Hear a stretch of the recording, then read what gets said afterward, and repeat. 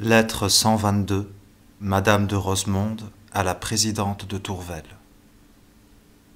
J'espérais, mon aimable fille, pouvoir enfin calmer vos inquiétudes, et je vois au contraire avec chagrin que je vais les augmenter encore. Calmez-vous cependant, mon neveu n'est pas en danger. On ne peut pas même dire qu'il soit réellement malade, mais il se passe sûrement en lui quelque chose d'extraordinaire. Je n'y comprends rien, mais je suis sorti de sa chambre avec un sentiment de tristesse, peut-être même d'effroi, que je me reproche de vous faire partager, et dont cependant je ne puis m'empêcher de causer avec vous. Voici le récit de ce qui s'est passé. Vous pouvez être sûr qu'il est fidèle, car je vivrai 80 autres années que je n'oublierai pas l'impression que m'a faite cette triste scène. J'ai donc été ce matin chez mon neveu. Je l'ai trouvé écrivant et entouré de différents tas de papiers qui avaient l'air d'être l'objet de son travail. Il s'en occupait au point que j'étais déjà au milieu de sa chambre qu'il n'avait pas encore tourné la tête pour savoir qui entrait. Aussitôt qu'il m'a aperçu, j'ai très bien remarqué qu'en se levant il s'efforçait de composer sa figure, et peut-être même est-ce là ce qui m'y a fait faire plus d'attention. Il était à la vérité sans toilette et sans poudre, mais je l'ai trouvé pâle et défait, et ayant surtout la physionomie altérée. Son regard que nous avons vu si vif et si gai était triste et abattu. Enfin, soit dit entre nous, je n'aurais pas voulu que vous le vissiez ainsi, car il avait l'air très touchant et très propre à ce que je crois à inspirer cette tendre pitié qui est un des plus dangereux pièges de l'amour.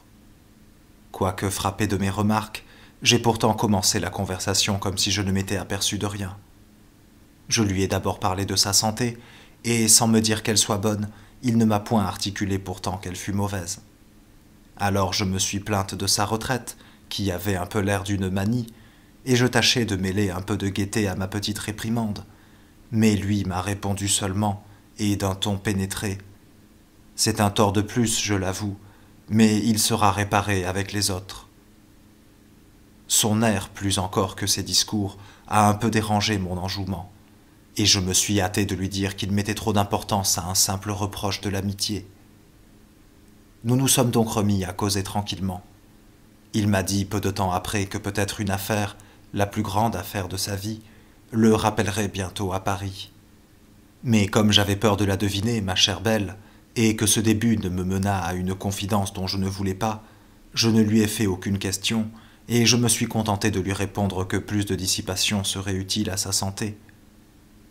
J'ai ajouté que pour cette fois je ne lui ferai aucune instance, aimant mes amis pour eux-mêmes. C'est à cette phrase si simple que, serrant mes mains, et parlant avec une véhémence que je ne puis vous rendre, « Oui, ma tante, m'a-t-il dit, aimez, aimez beaucoup un neveu qui vous respecte et vous chérit, et, comme vous dites, aimez-le pour lui-même. Ne vous affligez pas de son bonheur, et ne troublez par aucun regret l'éternelle tranquillité dont il espère jouir bientôt. Répétez-moi que vous m'aimez, que vous me pardonnez. Oui, vous me pardonnerez. Je connais votre bonté.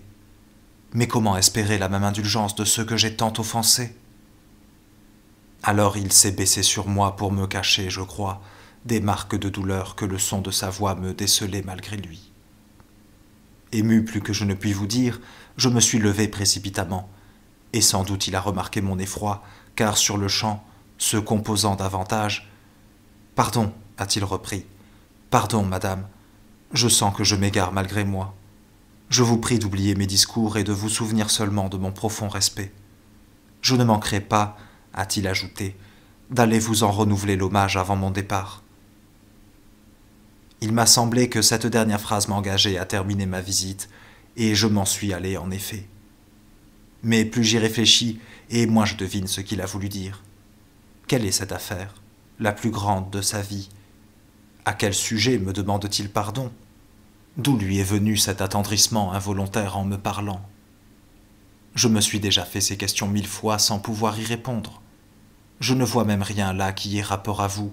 Cependant, comme les yeux de l'amour sont plus clairvoyants que ceux de l'amitié, je n'ai voulu vous laisser rien ignorer de ce qui s'est passé entre mon neveu et moi. Je me suis reprise à 4 fois pour écrire cette longue lettre, que je ferai plus longue encore sans la fatigue que je ressens. Adieu, ma chère belle. du château, ce 25 octobre.